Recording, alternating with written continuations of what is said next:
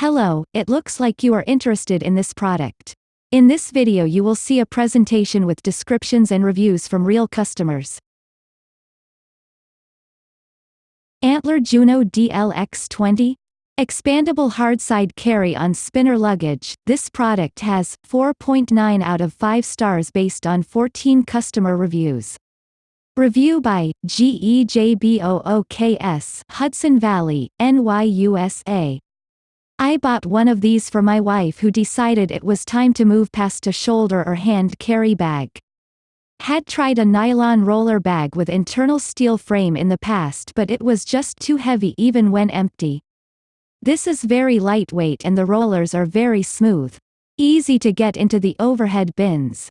Seems to be very sturdy, but I haven't tried checking it, so I can't comment on how well it will hold up to professional baggage handling. Really thinking about buying one for myself. Review by Luketic. The amount of items that can be put in this carry-on is amazing. I researched e-bag brands and others, but chose this one based on the cubic inches it could hold. You can easily put a week's worth of clothes in this and your shoes if you don't overpack.